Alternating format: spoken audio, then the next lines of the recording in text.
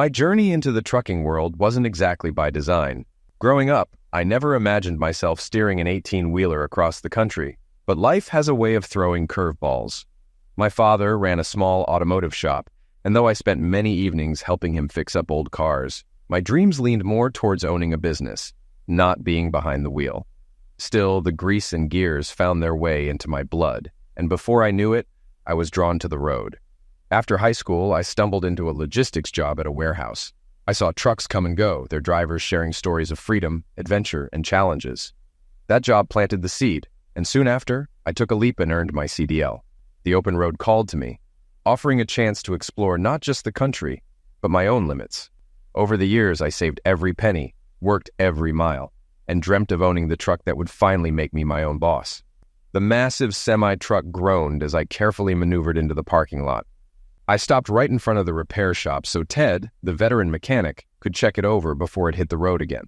Unlike most drivers for Masters over-the-road trucking service, I don't own my own rig yet, but that's about to change. After years of saving, I'm finally ready to buy the Kenworth truck I've dreamed of owning. My name's Charles Bennett, but everyone calls me Chase. I can't stand nicknames like Chuck, Chaz, Charlie, or CB. I just ignore people who try to use them. My mom started calling me Chase when I was 5 because I was always running after something. My dad, my brother, school crushes, or stray dogs. The name stuck, and now it's just who I am. I pulled back the curtains in the sleeper cab to let my travel companion and partner know we'd arrived. "Evie, wake up or I'm leaving you here," I called. The figure sprawled on the bed didn't move, her soft snores unchanged. Smirking, I reached into the cooler beside the bunk and grabbed a cold bottle of water. Unscrewing the cap, I held it above her, a mischievous glint in my eye. Just as I prepared to pour, she spoke. "Chase Bennett, do you know how many molecules are in a single drop of water?" Her voice was an intriguing mix of tones, not quite high enough to be feminine, yet far from masculine. It had a husky quality with a warm undertone, the kind of voice that could sell you anything during a late-night commercial. It commanded attention effortlessly. "I don't know, Evie. A ton, I guess. I'm not some scientist, so how would I know?" I muttered, annoyed. Her random questions always ruined the punchline. "You should look it up," she replied, her slow, honeyed drawl dripping with defiance. "Because however many there are, that's how many days it'll be before you even think about touching me if one drop of that water lands on me." She hadn't moved an inch, her body tucked under the thick blankets in the sleeper cab. Her face was framed by a few strands of jet-black hair, and freckles dotted her pale skin, adding an understated charm to her features. At first glance, Evie might seem ordinary, casual, with an effortless air. But when you looked closer, her beauty became undeniable, outshining even the most polished. "Maybe I'll just find someone else," I blurted, immediately regretting it. Her icy blue eyes snapped open, locking onto me with a look so piercing it froze me in place. Despite the difference in our ages and sizes, me at 42, stocky and solid, and her at 24, petite and slim, her gaze made me feel small. "You better mean your hand," she said evenly, "because if it's one of those lot girls or anyone else, I'll deal with her right in front of you." Evie stretched like a cat, then glanced at the clock on the wall. "You're on time," she said, patting the bed. "Get in here." Her invitation was unmistakable, and my mild excitement quickly escalated when she pulled back the blankets, revealing herself in nothing but delicate lace underwear. Her eyes sparkled with affection and desire, paired with her signature grin. "Not a chance," I said. "You'll have to wait until we're home. The bus leaves in 3 minutes, so get moving or you're walking." "It's probably easier for me to walk than for you," she teased, her eyes flicking to my obvious arousal. She was right, as always. I wouldn't risk repeating our last fiasco in the yard, which everyone was still talking about. I hopped down and began unloading our gear from the storage compartments. Evie climbed down soon after, wrapped in nothing but her blanket and moccasins. "Chase, drop that!" she laughed. I looked up just in time to see her jump. "Catch me!" she shouted. "What if I missed?" I hissed, catching her effortlessly. "You'd never let me fall," she said confidently, her grin broadening. "You love me too much." "Did I say that?" I shot back. "Maybe I just like sleeping with you." "Nice try, idiot," she retorted. "The way you sleep with me proves otherwise." Wrapped in her blanket, Evie strolled across the yard. I hurried to unlock my black 06 Mustang GT as she climbed into the passenger seat, making herself comfortable. She leaned back, her posture relaxed but poised in a way only she could manage. As I started the engine, Evie shifted slightly, her eyes smoldering. The glass was tinted, thankfully, sparing anyone from seeing the private show she was giving me. "Just warming things up for you, Chase," she said, her voice a sultry promise as I drove us out of the lot. I sped toward our small rental home in Virginia Park, carefully avoiding any run-ins with the law. As usual, the house looked as if no one lived there. Our time on the road far outweighed our days at home. Before I could even bring the car to a full stop, Evie was out, still wrapped in her blanket, making her way to the front door. As I closed the car door and turned to the trunk, I saw the blanket begin to slip. Forgetting everything else, I bolted toward her. The yard was empty, but you could never be too cautious. Evie had a knack for mischief. She had no problem undressing outside, completely unbothered by the possibility of neighbors watching. I knew for a fact that a few of them owned binoculars and telescopes, likely for moments just like this. I caught up to her just as the blanket hit the ground, draping it back over her shoulders. "You're ruining the mood," she huffed, pouting. I quickly unlocked the door, guided her inside, and slammed it shut behind us. Even as I looked to see where she'd gone, I noticed the blanket on the floor near the living room. A few more steps, and I spotted lace underwear abandoned further ahead. "Light the fire," Evie called, sprawled out on the faux bearskin rug in front of the sofa. "I thought you already did," I teased. "I mean the one in the fireplace, genius." "I'm freezing," she retorted. I grabbed some kindling, lighting a few pieces, and watching the flames spread to the logs. Satisfied the fire would hold, I closed the curtains. Evie might enjoy showing off, but I wasn't as keen on the idea. "Chase, lose the clothes," she murmured, crawling toward me with a mischievous smile. I began unbuttoning my shirt at an exaggeratedly slow pace, pretending to forget how buttons worked. Laughing, Evie yanked off my shoes and flung them across the room before pulling off my socks. She then unzipped my jeans, tugging them down with playful efficiency. Left in my favorite Mustang boxers, I caught her giggling softly at them in that way only someone who truly cared could manage. She carefully slid them off before tossing them aside, her grin turning impish as she moved closer. "Remember that baseball game we went to a couple of weeks ago?" she asked, her fingers tracing patterns on my skin. "Oh, yeah. You mean the one where I missed half the game hunting down the best Chicago hot dog only for you to take a bite and say you'd had better?" I smirked. "Exactly. The game was boring," she said with a sly smile. "When I said I wanted a hot dog, I meant this." Her actions left no room for misinterpretation. As I began to relax into the moment, a buzzing sensation startled me. It wasn't what I thought, it was my phone buried in my jeans. Evie didn't miss a beat, caressing me with one hand while grabbing her own phone with the other. "If this is one of those girls from the lot, I'll end the call myself," she warned. "Let it go to voicemail," I croaked, hoping she'd comply. Instead, with a mischievous glint in her eyes, she answered, "Hi, Pam. Yes, we're home. Oh, I'll wait," she said sweetly, winking at me. Then, balancing the phone between her ear and shoulder, she continued what she'd started, clearly enjoying my pleading expression. "Hi, Bill," she said, ignoring my exasperated headshake. "Yes, for that much money, we'll come back. Oh, we were just getting ready to eat. Of course, people think that's all we do, but no, we were just cooking. Sure, we can eat on the road. We'll shower and be there in an hour and a half. Bye." As soon as the call ended, she tossed the phone aside, and we continued where we'd left off. When we finished, she stood up, still laughing, and darted to the shower. "Evie," I called after her. "What?" she asked, poking her head out of the bathroom with a look of pure innocence. "You know what?" I growled. "Finished already," she teased in her smoky tone. "Guess age is catching up with you." With that, she disappeared, her laughter echoing through the sound of the running water. Muttering to myself, I headed to the upstairs bathroom. Before I could even open the door, Evie stormed out of the downstairs bathroom, her hair still wet and her body glistening with soap. Without a word, she pounced on me, leading to another round of passion. Later, we lay silently together, her head resting against my chest. After a long pause, she whispered, "I love you, Chase." "Sure," I replied with a grin, knowing where this was going. "Betty Rubble could never do it like this," she added with mock seriousness. She didn't care much for the Flintstones, but Betty's resemblance to her always annoyed her just enough to keep things playful. We showered together, gently washing away the evening's excitement before grabbing fresh clothes and heading back to the freight yard. This time, we took her car, as I'd parked my Mustang for the winter, anticipating snow in the coming days. "Where's he sending us this time?" I asked, noticing the large bags she packed. "Michigan," she replied, slipping her hand into mine.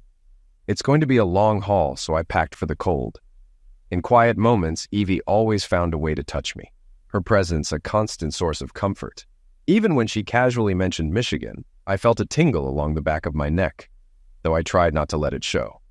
This job could pay enough for us to finally buy that truck I'd been dreaming of, but part of me was already questioning if the road was still what I wanted. "Evie, do you think we'll ever settle down?" I asked, my voice serious. "Not until you're ready," she replied, slipping on her sunglasses and flashing me a smile. "How will I know when I'm ready?" I pressed. "I'll let you know," she said, taking my hand and leading me toward the door. When we got back to the yard, we headed straight to the office. Bill greeted Evie with a hug and gave me a firm handshake. "Well, here's the deal. Good news and bad," Bill started. "The trip's a long one. You'll be on the road over Thanksgiving, but it pays nearly double the standard rate. It's enough for you to finally snag that Kenworth you've been talking about." "What's the bad news?" Evie asked, her tone turning serious. "Well, it's being away from home during the holiday," Bill said. "That's why the pay's so good. I didn't want to send one of the guys with a family." "I am his family," Evie said firmly. "And it's not like I can cook anyway, not on a stove at least. But that's not why he loves me," she added with a playful grin. "We feel at home on the road just as much as anywhere else, so don't worry about it." "Where's the haul going?" Bill chuckled. "It's a good one. You don't even have to unload anything. Furniture and medical supplies for Shady Acres Nursing Home in Michigan. Kind of feels like that old show where the rich folks move to the country." "That's Green Acres," Evie corrected with a laugh, taking the documents Bill handed her. They were so caught up in their banter, they didn't notice me frozen in place, staring blankly at the table. "What's wrong, Chase?" Evie asked, turning back to look at me. "I think I know," Bill interjected with a smirk. "He's just realizing that once he has the money for the truck, he won't have an excuse to put off marrying you anymore." "We're not getting married," Evie said, her voice calm but firm. "Why not?" Bill asked. "Well, for one, Chase hasn't asked me," she replied softly. "And besides, we're not like that." Her words cast a shadow over the cheerful mood in the room. The atmosphere, already strained by the mention of the nursing home, grew heavier. "What do you mean, not like that?" Bill pressed. "We're just friends and business partners," Evie said. "I think people have the wrong idea about us. Our friendship comes with certain benefits, but that's all." Bill burst out laughing, practically collapsing onto the office couch. "What's so funny?" Evie asked, frowning. "Have you ever traveled with other truckers?" Bill asked, trying to stifle his laughter. "Of course not," she snapped, offended by the implication. "Let me tell you, any one of them, married or not, would jump at the chance, benefits or no benefits. Hell, I'd dust off my old license and risk my wife's wrath just for the opportunity." "Does Chase even pay you?" "No, not really," Evie admitted. "Then why do you ride with him?" Bill asked, genuinely curious. Before Evie could respond, Bill turned to me. "Chase, you're telling me she rides along just for the scenery? Does she help unload? Navigate when GPS isn't working? Or does she give up her spot in the cab for one of those lot girls you got a reputation for? And these rumors about her getting into fights with waitresses? Those can't be true, right?" He didn't wait for me to answer. "You two eat together, sleep together, and practically finish each other's sentences. Call it what you want, but by all accounts, you're already married. Just accept it." With that, he dismissed us. "Now get out of here and head to Detroit." We loaded up a large Freightliner with air suspension, a luxury compared to our usual truck. After stocking up on snacks and drinks, we planned our stops using GPS restaurant recommendations. As we left the yard, Evie leaned over, kissed my cheek, and went to bed, sensing I needed space to think. She rested on and off, waking up occasionally to keep me company when it grew dark, and I needed an extra pair of eyes on the road. "Are you part cat or something? All you do is sleep," I teased once we hit the highway, breaking the silence. She smirked, knowing this was my way of easing back into conversation after my reflective mood.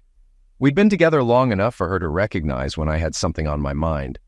"Chase, I don't want to upset you," she said, her tone light, "but something happened while we were home." "What could have possibly happened?" I asked, puzzled. "We were there for all of 3 hours, together the whole time." "That's exactly it," she grinned. "Big bad man had his way with me.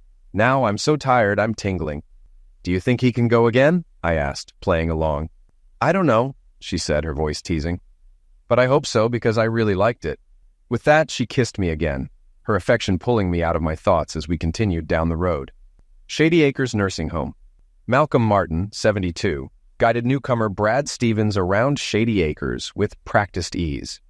Malcolm took pride in showing new residents around the expansive facility, pointing out useful features and sharing tips to make their stay more enjoyable. Though a resident himself and not an employee, Malcolm had taken on unofficial responsibilities that otherwise might have gone neglected. Known fondly as the mayor of Shady Acres, he brought a sense of community to the place. Despite being 80, Brad's energy impressed Malcolm as they toured the grounds and building. Malcolm saved the final stop for last, what used to be the highlight of the tour but had become the most difficult part over the past 3 years. He knew starting there might have driven Brad away entirely. They arrived at a large, imposing wooden door marked with a plaque reading Director. Beneath the title, a blank space showed where a nameplate once hung. Malcolm didn't wait for an invitation. He turned the knob and pushed the door open, a habit from a time when the door was never shut. Inside the spacious office, a woman stood motionless by the window, staring out. As they entered, she turned slowly to face them. Her expression was vacant, devoid of any emotion. Once she might have been striking, but now her demeanor resembled that of a lifeless automaton. Malcolm had grown used to it, but Brad felt uneasy, as though she were a ghost in human form. He forced himself to look past the eeriness and take in her features. The woman, introduced as Anne, the director of Shady Acres, had medium-length white blonde hair falling just past her shoulders, pale gray eyes, and skin so fair it seemed untouched by sunlight. Her figure, though still attractive, had softened slightly over time. However, it was her posture that stood out to Brad. Her hunched shoulders and downward cast gaze seemed to bear the weight of an invisible burden. "Brad Stevens, meet Anne, the director of Shady Acres," Malcolm said. "Co-director," Anne corrected sharply, her voice grating as she extended a frail, cold hand. "Pleasure to meet you, ma'am," Brad replied, shaking her hand cautiously. The exchange ended abruptly as Anne turned back to the window, and Malcolm ushered Brad out of the room. Once the door closed, Brad rubbed his hands together. "Brr," he muttered. "She's like ice. Still, there's potential there. I'd love to warm her up." Malcolm chuckled ruefully. A few years ago, Anne was the brightest flame here. She was the sweetest, most stunning woman you could imagine. Slender, vibrant, full of life. This place was buzzing because of her. "What happened?" Brad asked, curious. "A personal tragedy dimmed her light," Malcolm said, his tone softening. "She hasn't been the same since." Meanwhile, back in the office, Anne's desk phone rang, displaying a 3-digit internal extension. She sighed before answering. "Hello?" she said wearily. "Anne, we're short on tables and chairs for Thanksgiving. The lab needs supplies, and the landscaping crew says they can't handle the snow coming Wednesday. What should we do?" a voice on the other end asked urgently. "Everything's been ordered," Anne replied, her tone flat. "The truck will arrive Wednesday morning. You'll have time to set up, and the crew will handle the snow. I'll send you the confirmation email if needed." She hung up and returned to her vigil at the window, her crisp white blouse and gray skirt making her look like a solemn statue. As I drove, I heard Evie stir in the sleeper compartment, followed by a light yawn. I pictured her carefully putting away her iPad, probably about to undress for comfort. Right on cue, a hand emerged, dropping a pair of tiny black underwear onto my shoulder. "Here's something to keep your mind occupied while you drive," she teased. "And don't even think about playing your hillbilly music while I'm trying to sleep. Find me some Taylor Swift." I smirked. Living with someone younger than most of my wardrobe came with its quirks. Her music taste wasn't exactly mine. As her soft snores filled the cab, I scrolled through the radio for something to accompany the road. I landed on a familiar tune that I knew she wouldn't like. Keeping the volume low, I let the melancholy lyrics wash over me. The singer's mournful voice paired with a cascade of guitars felt like a balm, tugging at emotions I hadn't acknowledged in years. Tears welled up as I drove, the song pulling me into a bittersweet nostalgia. Suddenly, Evie's smoky voice cut through the moment. "Chase, turn that noise off. Nobody's dead, so there's no need for a funeral march. If you insist on listening to that junk, play it backwards so you can get your dog, truck, and house back." I shook my head, laughing despite myself as she added, "Find something with a beat, for heaven's sake." Despite my disappointment, I smiled, knowing Evie would never let me dwell on my sadness for long. She had a knack for lifting my spirits no matter the situation. Even though I rarely said it, I hoped she understood how deeply I loved her, with all my heart and soul. I resolved to focus on the positives instead of worrying about what might not happen. My priority now was to finish this transport and finally buy my own truck. Evie and I could still work for Bill, but owning our truck would mean no more steep rental fees for using his. Of course, we'd have to cover repair costs ourselves if the truck broke down, but the increase in earnings might even allow us to settle down someday. I couldn't believe I was entertaining that thought after what happened last time. Evie often called me her savior, but the truth was, she saved me more times than I could count. As she snored softly in the sleeper cab, I thought back to how we first met. I'd been about to pull out of a parking lot in Wichita when a small figure darted across my path. Two larger figures were chasing after it. Without hesitation, I jumped out of the cab and did what I do best. I chased them. I caught up just as the smaller figure stumbled. Before the pursuers could reach their target, I grabbed both of them by their collars and yanked them off their feet. Standing between them and the smaller figure, I clenched my fists. I was bigger than both men and ready for whatever they threw at me. The first man raised his hands in a threatening stance. His posture screamed martial arts training, which immediately put me on edge. The second man seemed less confident, recovering from the tumble but clearly sizing me up. I decided to act quickly. "I'm a third Dan," the first man began, but I didn't let him finish. Using my size and strength, I charged at him, knocking him to the ground. Once he was down, I delivered a single punch to his jaw, knocking him unconscious. Smaller, faster opponents were always easier to handle when flat on their backs. I had learned that the hard way when a much smaller guy had landed a spinning kick on my watch. Never again, I thought as I turned toward the second man, only to see his back as he bolted, leaving his friend behind. "You better run, coward," the small, hooded figure beside me shouted. I turned to head back to my truck when I heard a smoky voice behind me. "Thanks, big guy," she said. I chuckled and kept walking. Starting the truck, I noticed the hooded figure standing by the highway watching me as snow began to fall. She gave me a thumbs up as I started to pull away. "Great," I muttered under my breath. She seemed to be heading in the opposite direction, so I figured I could drive on without another thought. But as I picked up speed, the hood fell back, revealing a cascade of black hair and striking blue eyes. Before I knew it, I stopped the truck. "I knew you wouldn't leave me behind," she called through the window. "Where are you headed?" I asked gruffly. "Wyoming." "Wide open spaces," she said brightly. "Well, I'm going to Little Rock," I replied. "Sorry." "Oh, I've always wanted to see Little Rock," she said with a grin. "It's the city of my dreams, and it's right on the way to Wyoming." "Get in the truck," I snapped, exasperated. She was so small I had to reach over to help her climb into the cab. Once she was seated, I realized immediately that she wasn't just some ordinary hitchhiker. "So, where are you really going?" I asked. "I told you Wyoming, but if Little Rock's all you can manage, that's fine, Mr. Grumpy," she said. "Wyoming is northwest. Little Rock is southeast. You're going in the complete opposite direction," I pointed out. "So we're taking the scenic route," she said nonchalantly, as if we were old travel companions. "How old are you?" I asked before starting the truck. 22, she snapped. "Why? Are you a cop? Do you need to see my ID?" "You bet I do," I shot back. She pulled out her license from her backpack, revealing her name, Evelyn Sanders. Sure enough, she was 22. As I drove, she leaned back in her seat, her backpack on the floor. After a moment of silence, she broke it with a question. "Do I have a sign on my forehead that says, 'Please talk to me'?" She told me she had been moving from place to place for nearly a year, picking up odd jobs like waitressing at truck stops to earn enough for her next move. She explained how her money had run out, leaving her vulnerable to the two men who'd promised her food. "I'm not stupid," she said in her smoky voice, rough but captivating. "I asked them straight up what I'd have to do for that food. They talked about balancing the scales, how they had money and I didn't, so they'd share. Then I realized their idea of balance was me sharing something I had that they didn't." She glanced at me as if assessing my reaction. I focused on the road to avoid meeting her gaze. She giggled softly before leaning back in her seat. "How'd you know?" she asked after a pause. "Know what?" I replied. "How'd you know I have a sweet A?" she teased. "You couldn't see it under my jacket, but it really is sweet. That was 2 years ago, and we haven't looked back since. The beginning was rocky, filled with trust issues we both had to overcome. Evie's stemmed from her escape from an abusive family, while mine came from a lifetime of mistrusting everyone, especially women. From the start, she trusted me to a degree, but it took weeks to go beyond that. Nearly a month passed before I stopped asking if she wanted to part ways at the next town. That question sparked our first real argument. It started innocently enough. We were hauling a load of paper to Wyoming. As we neared the state line, I remembered what she'd said when we first met and decided to make conversation. "Is there a specific place you want me to drop you off in Wyoming?" I asked.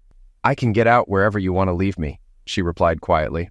I glanced over and for the first time since we started traveling together saw her crying. Guilt hit me like a truck. I let the subject drop and didn't bring it up again.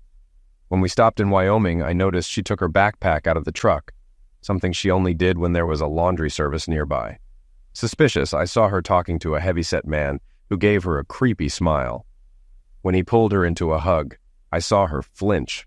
Dropping what I was unloading, I walked straight over, intercepting them before they got into his car.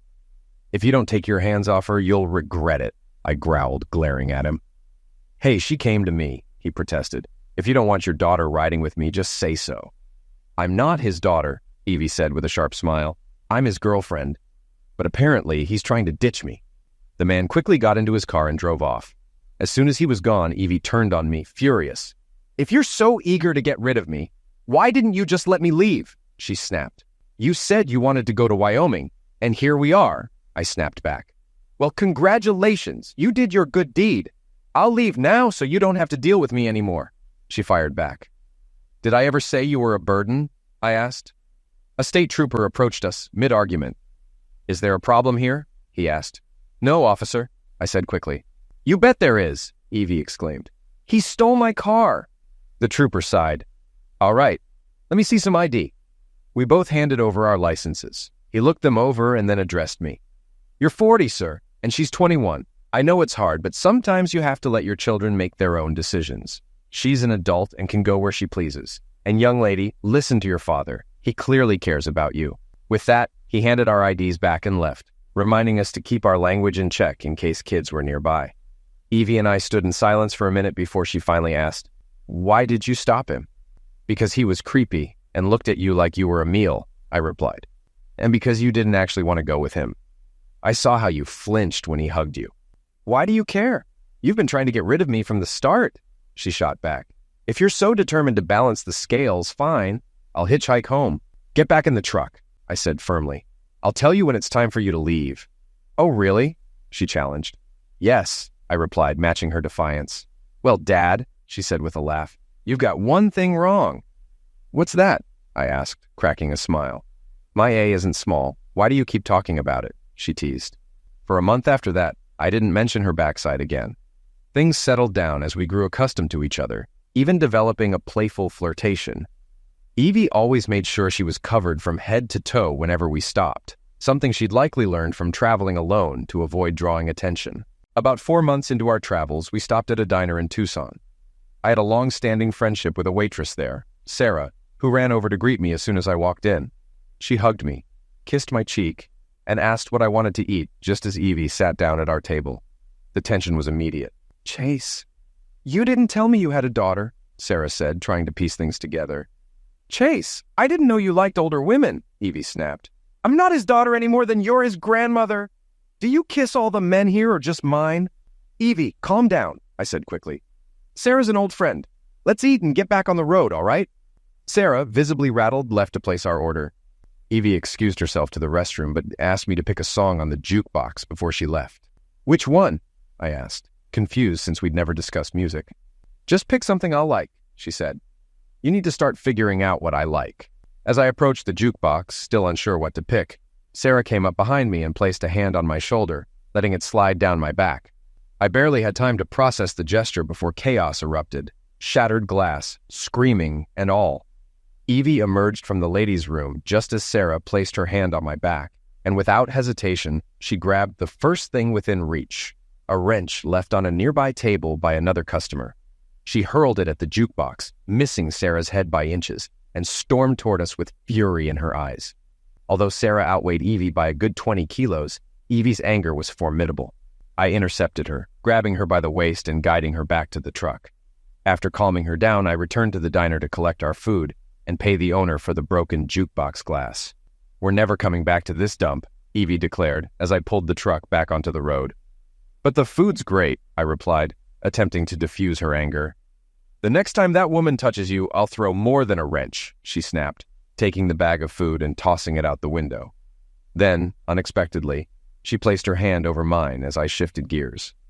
It was the first physical contact I'd had with another person in nearly a year, and it cemented the growing bond between us. In that moment, I realized something was happening between us. Her earlier words to Sarah echoed in my mind. "Do you kiss all the men here or just mine?" When, I wondered. Had I become hers? "I'm sorry, Chase," Evie said softly, her hand still on mine. It's not the end of the world, I replied. But now we'll be living on chips for the next 200 miles. Even after that heated moment, it took over a year before we became intimate. We spent months sharing the sleeper bunk without crossing that line. The turning point came during a snowstorm in Ohio, when road closures forced us to stop. With nothing to do, we played video games and listened to music before I decided to take a nap to prepare for a long drive once the roads reopened. We lay side by side in the sleeper. I was in jeans and a flannel shirt, and Evie wore sweatpants and a t-shirt. The truck was warm and cozy, our usual setup during long hauls. I drifted off into a dream where someone was softly licking my neck, only to wake and realize it wasn't a dream. Evie had shed her sweater and was next to me in just her underwear and t-shirt, gently licking my neck. As I stirred, she kissed me lightly and began unbuttoning my pants. Evie, I started, unsure of what to say. Shh, she whispered. Don't ruin this. She slid my pants and boxers down and climbed on top of me, kissing me deeply. She slipped out of her tiny underwear, and in that moment, we became more than just companions. At 40, I thought I had experienced everything, but nothing compared to what I felt with Evie. Time seemed to stand still as the snowplow came and went unnoticed, clearing the roads for miles. Later, Bill informed me that the building where we were supposed to deliver was closed due to the storm. With the roads clear, we checked into a hotel to shower and for the first time shared a bed. After her shower, Evie sat beside me, wrapped in a towel. She kissed me tenderly and said, "That was the best birthday present I've ever gotten." Unsure how to respond, I stayed silent. Later, we visited a mall where I let her pick out anything she liked. As we left one store, Evie stopped abruptly, telling the saleswoman behind the counter to hold off. "I know what you're trying to do," she said, looking at me. "I don't need all this stuff." Laughing, I replied, "Evie, I'm not trying to get rid of you." "Oh, then it's even worse," she exclaimed. "You already gave me a gift this morning, and now you're trying to replace it with clothes and junk." Confused, I asked, "What are you talking about?" The saleswoman, intrigued, asked, "What did he give you this morning?" Grinning, Evie patted my thigh and said, "He gave me this," sending the woman into laughter. "And now he's trying to replace it." The months turned into years, and the miles added up. We had just crossed into Michigan when Evie climbed out of the sleeper and into the passenger seat.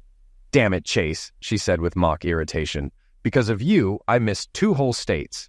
"We'll pass them on the way back," I replied, amused. Evie was on a personal mission to mark every state with a memorable encounter between us. Each time we crossed into uncharted territory, we made sure to christen it, a shared adventure we both enjoyed more than we'd admit. "If we stop now, we'll probably get snowed in again," I told her. "Your birthday's still a couple of months away. We're probably going to be late anyway," she said, glancing out the window at the falling snow. "We've got about 75 miles to go and it's already starting." Evie was right on the mark, and a little over 2 hours later, we passed through the gates of Shady Acres. I maneuvered the truck through the grounds to the loading dock behind the main building. Pulling the trailer into position felt second nature to me, though Evie seemed impressed. "Man, you're the best driver we've ever had around here," a voice called out as I parked. "You backed that thing in like a pro. Let me grab the crew to unload you." Evie stretched and hopped down from the truck. "Are we going to get out and stretch our legs?" she asked. "You can if you want," I replied. "I'll stay here, play some games on your iPad, and maybe check my email." I was uneasy. The snow was falling harder, and more was on the way, another 6 to 8 inches by my guess. I listened as the crew unlocked the trailer doors and began unloading. A short while later, Evie returned, brushing snow from her hair. "Come on out, honey," she said. "They're unloading the truck, but they're using pallet jacks. We're going to be here for at least a couple of hours." Reluctantly, I climbed down. My gut twisted as I stood by the truck, bracing for the moment I had dreaded since Bill gave me this assignment. "Hey, trucker," a familiar voice called out, a voice I hadn't heard in nearly 3 years. "The roads are closing. The director wanted me to offer you a room for the night. No need to rush the crew." "We're fine," I said tersely. "Chase, don't be rude," Evie chided. "Of course, we'll take a room." Lowering her voice, she added with a mischievous smile, "Chase, we didn't make use of that hotel in Michigan. This place is as big as a hotel. Maybe we should stretch more than just our legs." Malcolm, standing nearby, sensed something unusual and walked over, but I had my back to him. "You're lovely," he said to Evie, taking her hand. The words sent me over the edge. I closed the distance in an instant, slamming him into the wall. "Keep your hands off her, Mal," I growled. Hearing the commotion, 2 guards ran up. I glared at them but didn't loosen my grip on Malcolm. "Chase, buddy, you're hurting me," Malcolm gasped. "I'm not as young as I used to be." "Chase, honey, let him go," Evie pleaded. "He just wanted to shake my hand. He's harmless." "Let him go," one of the guards ordered, his tone unsteady. "Or we'll have to call the police." I smirked. "You're unarmed. No baton, no tool. You think the $7.50 an hour you're making is worth this?"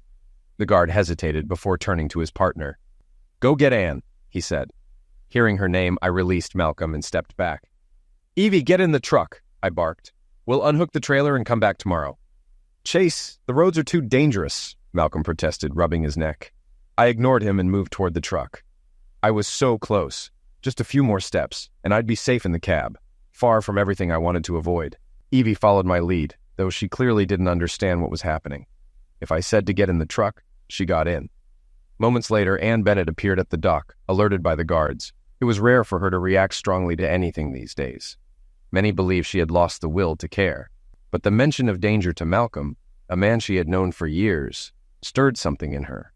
Ann and Malcolm had a long history, dating back to the days when they worked tirelessly to make Shady Acres a haven for its residents.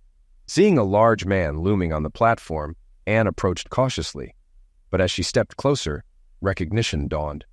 "This can't be!" she exclaimed, her voice trembling. "Chase!" She ran toward me, her emotions breaking through the years of detachment.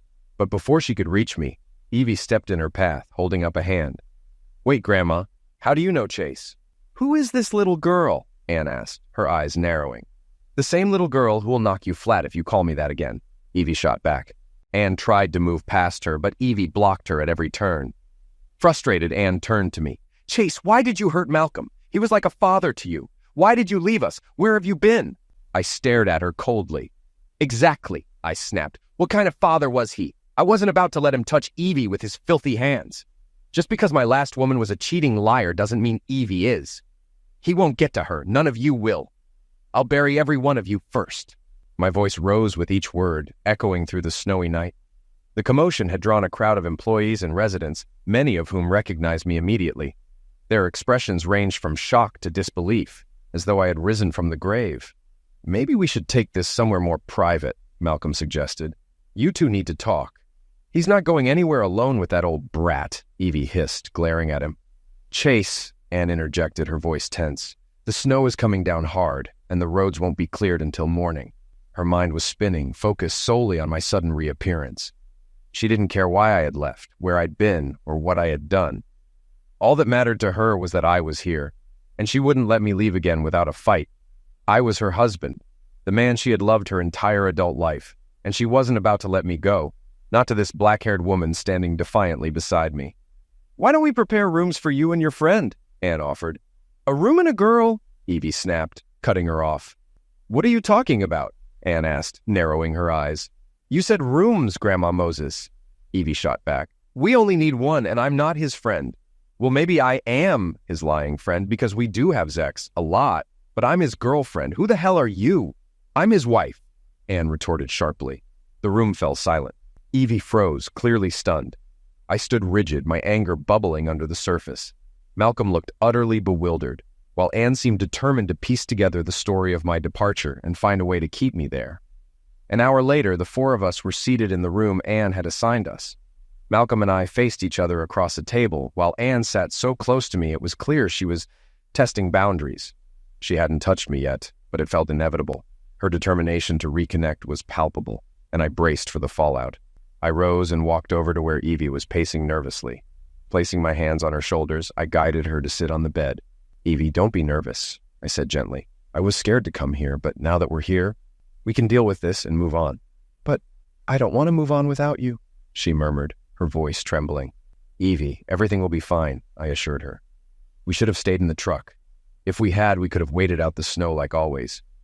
"Will there be a next time?" she asked, catching my hand in hers and holding it tightly.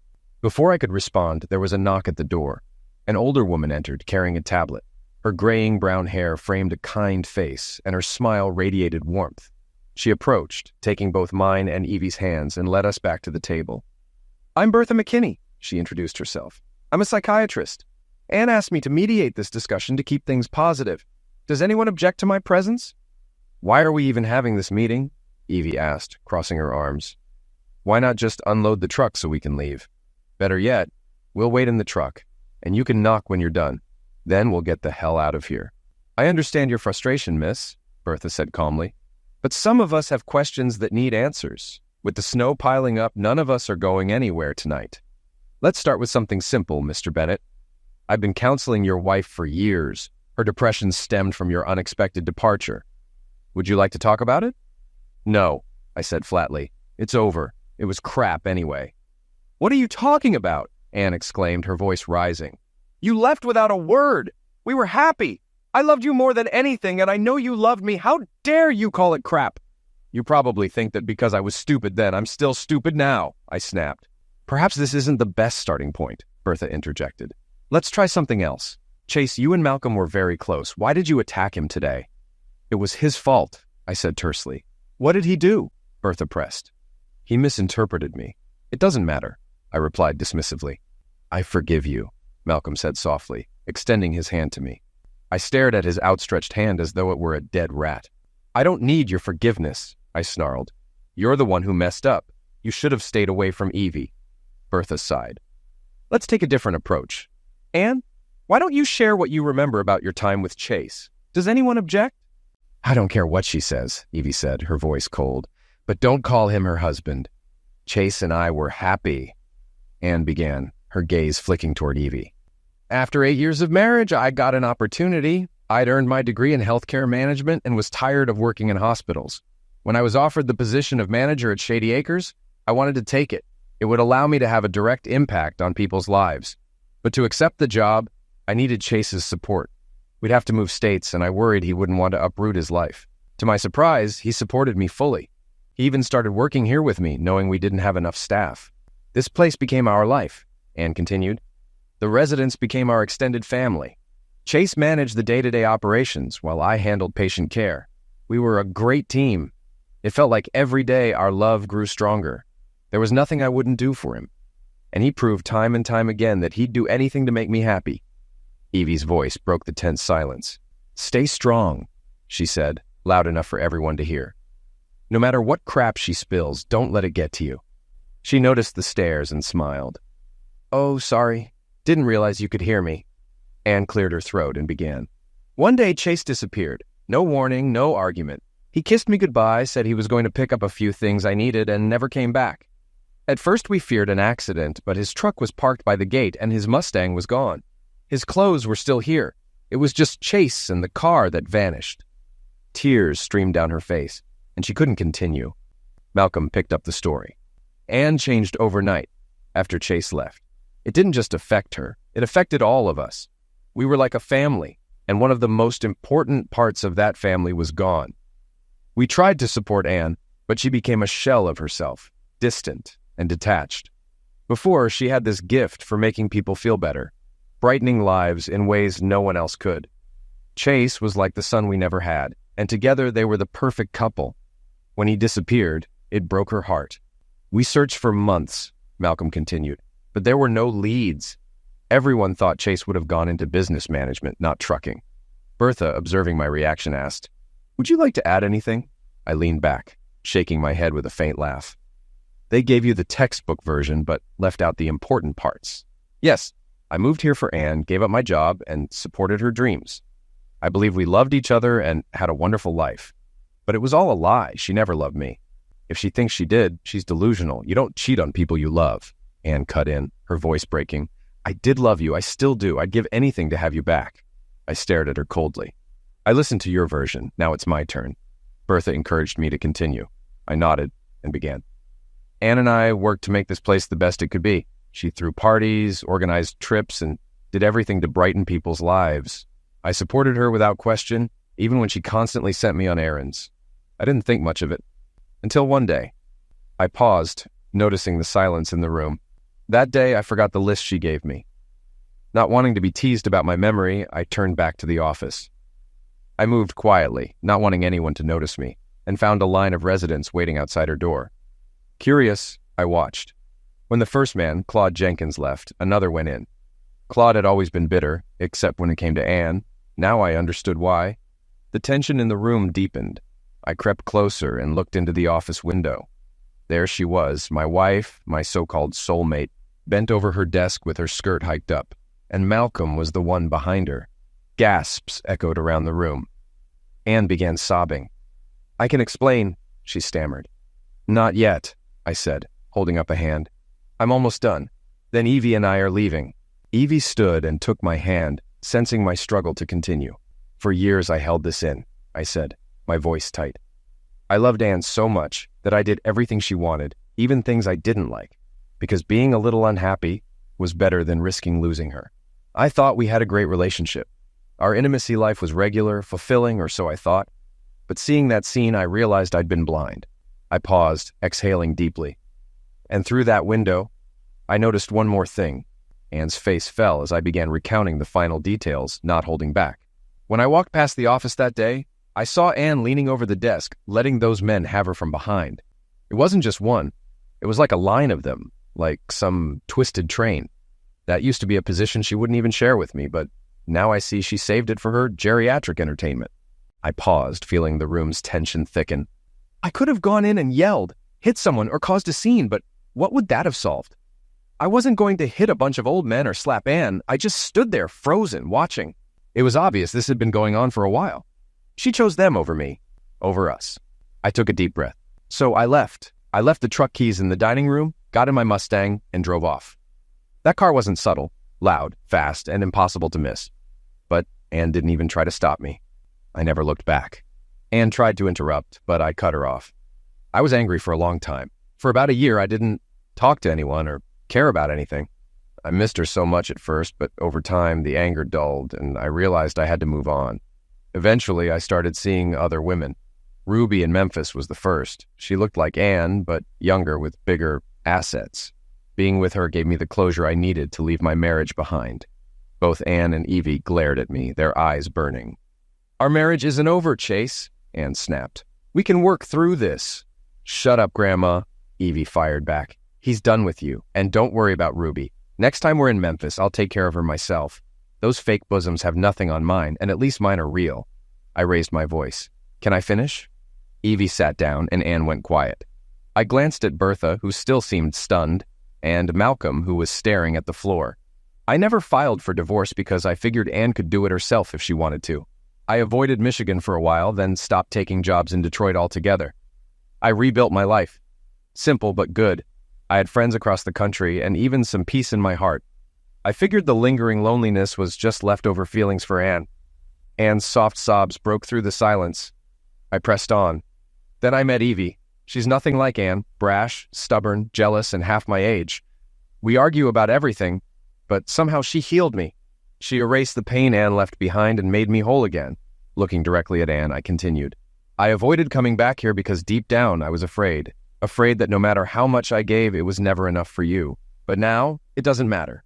Evie is my life. If we cross paths again, so be it. I'm not afraid anymore. I glanced at Malcolm. When I saw you touch Evie, I snapped. I won't apologize. You know why, but it's over now. That's my story. I stood up. Come on, Evie, let's go. As Evie rose to follow me, Anne jumped in front of the door. Wait, she said, desperation in her voice. Evie and I stopped, looking at her silently. Bertha remained speechless, and Malcolm muttered to himself. You don't understand, Anne pleaded. Don't you want me to explain? No, I said, stepping forward. Evie put a hand on my arm. Let her speak, she said softly. We've already heard this much. Let her finish so we can put it all behind us. Evie and I sat back down, but before Anne could speak, Malcolm broke down. I'm sorry, Chase. I never meant to hurt you. It was stupid, he said, sobbing. Stupid? Great, I replied coldly. I lost my marriage because of stupidity. Anne leaned forward, tears streaming down her face. Chase, I love you. I've been waiting by that window every day, hoping you'd come back. I knew a love like ours couldn't fade. Evie snorted at her words, but stayed quiet as Anne continued. You were everything to me. I loved you more than anything, but some of the men here were so depressed they'd given up on life, like Claude Jenkins. He had no will to live, but I found out he still had a strong need for intimacy. I thought maybe I could help. I wore more revealing clothes, flirted, and eventually it became physical. I didn't see it as wrong, but I knew you'd be furious, so I kept it from you. Over time, he came back to life better than ever. Anne paused, then added, I didn't think about how it would hurt you or our marriage. I just thought I was saving lives. It spiraled out of control, and I'm so sorry. I never thought you'd find out. I thought you left because you were tired of me. Can you ever forgive me? Yes, I said after a pause. You're forgiven. Evie bristled, clearly furious, but she sat back down when I glanced her way. Malcolm, looking at the floor, asked quietly, And me? Mal, we were friends. Do you believe in God? I asked. Yes, I pray often. I'm getting older and want to be ready when I die, he replied. Good, I said with a bitter smile. Then I hope you're ready to rot in hell. Isn't do not covet your neighbor's wife one of the 10 commandments? No, I don't forgive you, and I never will. But it doesn't matter anymore. I've moved on. Coming here has shown me I'm ready to file for divorce and leave the past behind. I turned to Anne.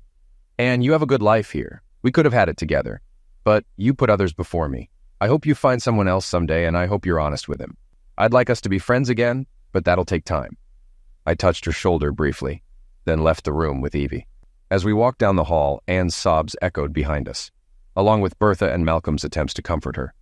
Cheating and lying have a way of catching up to people, and Anne was finally facing the consequences. Maybe Anne's intentions started out pure. She might have truly wanted to help. But as they say, the road to hell is paved with good intentions. Maybe I'm the bad one for not caring why she did it. In the end, we both lost something. I survived and moved on first, but it doesn't feel like there's a winner in this. I'm happy now, but I genuinely hope the best for Anne. Walking back to my truck, I realized how unpredictable life is. If I'd never found out, we might have stayed happily together. Or I could have forgiven her and tried to rebuild. But that's not who I am. Love for me requires trust and loyalty, both of which Anne shattered. Our marriage ended the moment she betrayed those values. Even if I wanted her back, I'd never trust her again, and neither of us would respect me. Anne belongs in my rearview mirror now. The seat next to me belongs to Evie. A few minutes later, we were in the truck, the engine warming. Evie lay without clothes on the bed above me, her usual state of comfort as the snow finally stopped. Hey, before you fall asleep, I need to tell you something, I said. I already know, she snorted. Grandma's got bigger bosoms than me. It's true, I said with a grin. But that's not it. Evie, I love you more than anyone or anything. Once I'm divorced, will you marry me? I already knew that, idiot, she snapped. How can you propose without a ring? Come back when you're ready. I need to sleep. Evie, look at me, I said, noticing tears on her cheeks. I'm not crying, she huffed. There's something in my eye. Now let's go so you can buy me an engagement ring, you tightwad. As I put the truck into gear, the radio announced the snow warning had been lifted, and the highways were open. I flipped through stations until a familiar song filled the cab. This time, the song didn't bring sadness. The past was finally behind me. I glanced at the road ahead, letting the music carry me forward.